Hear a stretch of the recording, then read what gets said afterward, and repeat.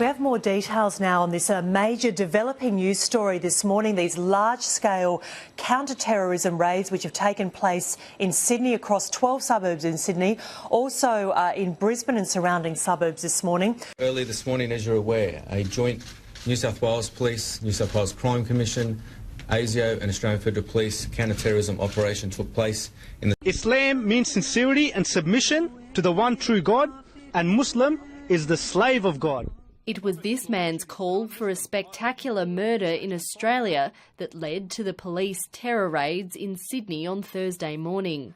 Quite direct exhortations were coming from an Australian who is apparently quite senior in ISIL to networks of support back in Australia to conduct demonstration killings here in this country. Muhammad Ali Bariali is thought to have travelled to Syria in 2013 and is considered Australia's most senior member of Islamic State. From the early hours of Thursday morning, police conducted raids on homes across 12 Sydney suburbs. 15 people were detained and one man was charged. 22-year-old Omajan Azari from Guildford appeared in court later in the day, accused of conspiring with Bariali and others to organise a terrorist attack. Prosecutors alleging the plan involved randomly selecting people to gruesomely execute.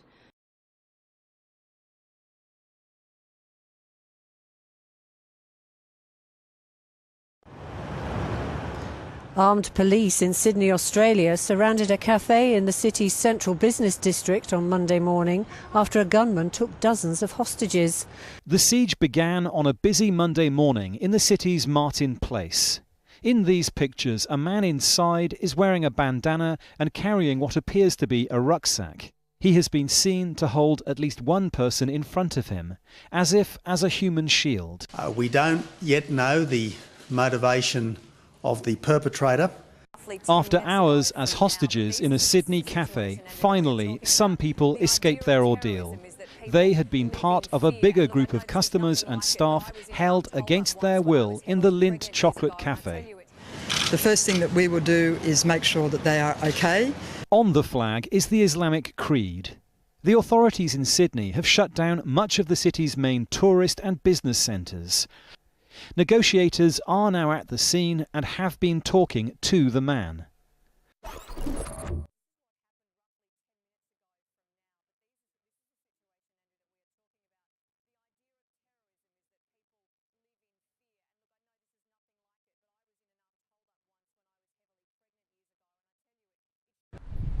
Iranian refugee Manharon Moniz was granted asylum in Australia after leaving his homeland in 1996. He first came to public attention in 2009 when he was tried for and pleaded guilty to sending offensive letters to families of Australians who were killed in conflict in Afghanistan. Speaking earlier this year, he said, "This pen is my gun, and these words are my bullets. Peace." In 2014, Moniz was charged with being an accessory to the murder of his ex-wife, Nolene Hassan Pal.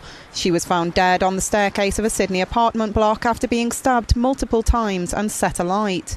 Moniz claimed he'd been framed by Australia's domestic spy agency and the Iranian secret police. The self-proclaimed sheikh maintained that he was a peace activist. At the time of the Sydney siege, Moniz, who was described by his lawyer as an isolated figure, was on bail awaiting trial for 40 charges of indecent and sexual assault.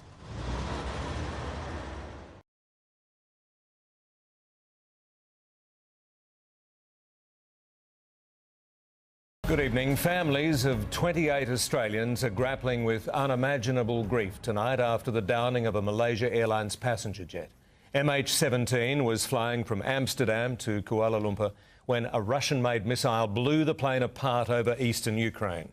What we know so far, 298 people were aboard, 15 crew, 283 passengers. 28 dead Australians include 9 Queenslanders. Ukraine's president has blamed Russian-backed rebels. A fireball kilometres away, then a plume of black smoke and panic.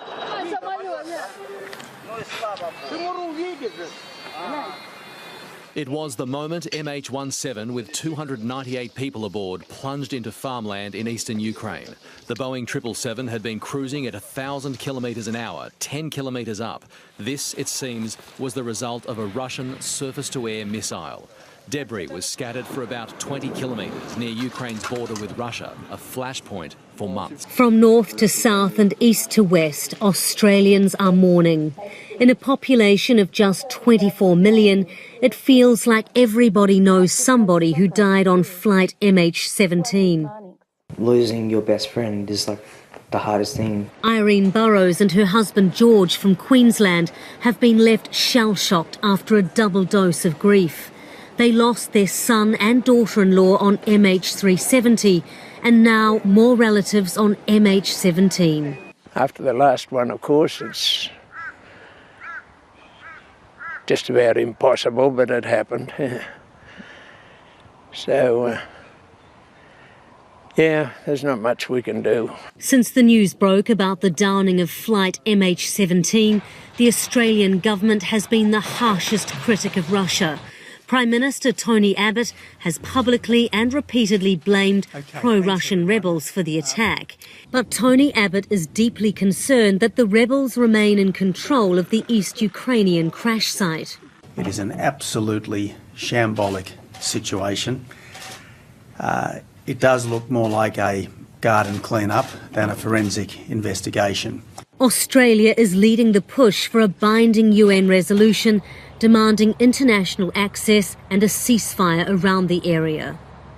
The Ryder kids from Western Australia lost their parents, but remarkably don't want any retribution. Rather, we would request that peace be found in Ukraine, and our prayers go out to all the people involved.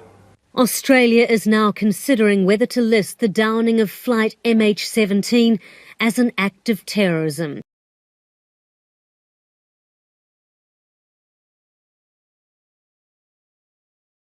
The bodies of 8 children have been found inside their home in North Queensland.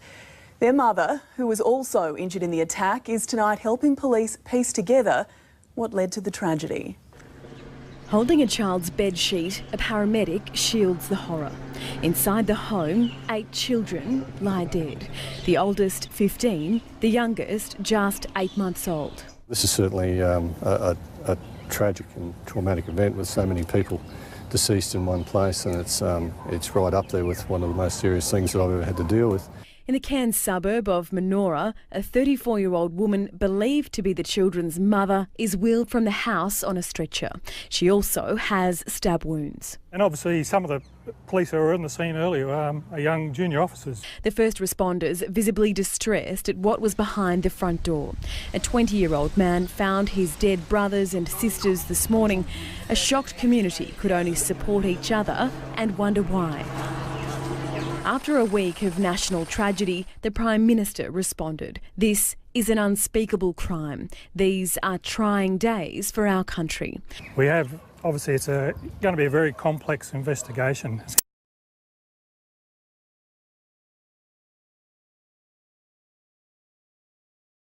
I'm going to Shirtfront, Mr Putin. You bet you are. You bet I am.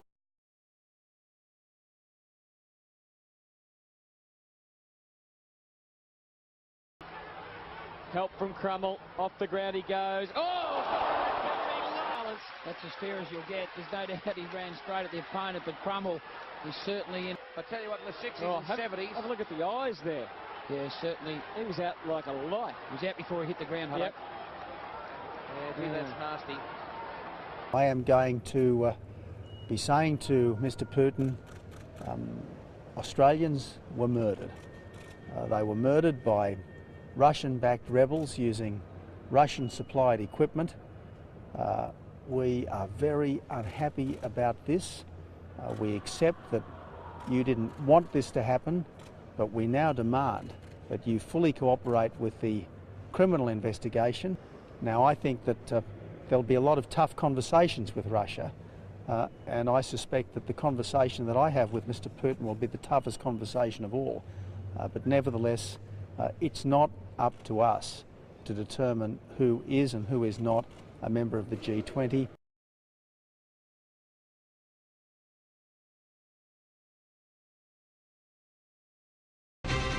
Good evening. Russian military movements are jangling nerves on opposite sides of the world tonight, with a fleet of warships sailing off the Australian coast as tanks roll into Ukraine. The Prime Minister insists the naval sabre rattling has nothing to do with his diplomatic spat with Vladimir Putin. But military experts are adamant it's a deliberate show of force. The pride of Russia's Pacific Fleet, the guided missile cruiser Veryag, the centrepiece of a convoy of Russian warships in waters off the north coast of Australia. The Russian delegation to the G20 talks in Brisbane will be accompanied by 4 warships currently heading to seas off the North Australian coast. The Defence Force says that they are monitoring the ships. Why? What are they expecting them to attack us?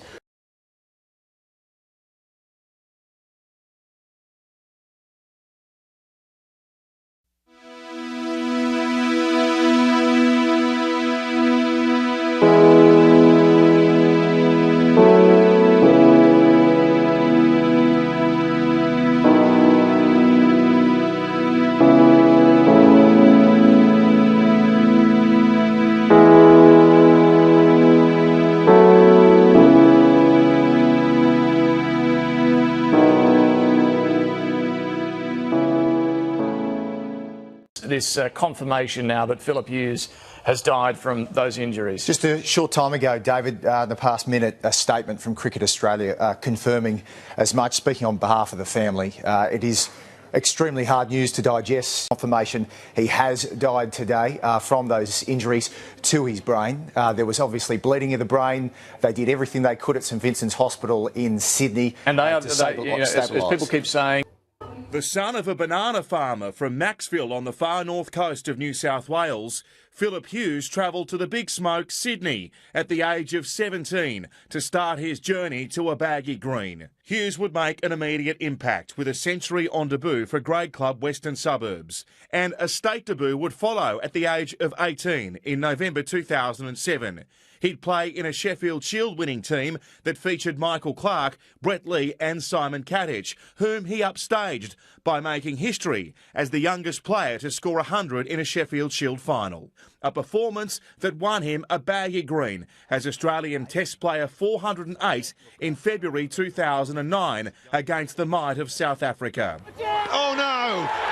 What a way to start! His first innings in Test was a 4-ball duck. He come from Bush, he made the big time. He was fine. He's a pretty confident, positive sort of guy, and I know he's looking forward to getting a second chance in the second innings. He made 75 in the second innings before creating cricket history in the next Test as the youngest player to make hundreds in both innings of a Test match with scores of 115 and 160. He did it in his second Test against a bowling attack that was comprising Stain, Morkel and Teeny and Callis. I mean, at that stage he had the world at his feet. His career at Test level would be far from smooth. He'd be dropped 5 times from the Australian team during a 26 Test career, compiled over 5 years.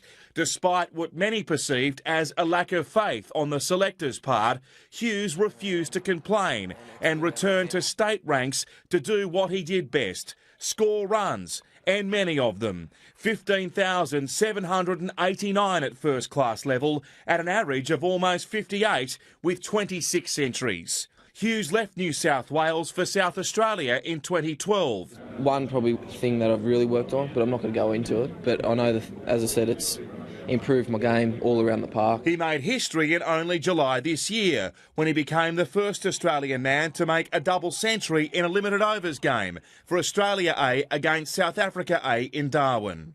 The left-hander was poised for a 27th Test appearance just next week as Michael Clarke's replacement against India. His 63 not out against his old state had seemingly sealed his selection. A humble man and popular player, the news of Hughes' injuries drew well-wishers from right around the globe. The whole dressing room, whole team have been in a bit of shock all day, really, to be honest with you. All our thoughts and prayers are, with Phillip. A career and a life that had just started, snatched away in the cruelest manner imaginable. Phillip Hughes was 25.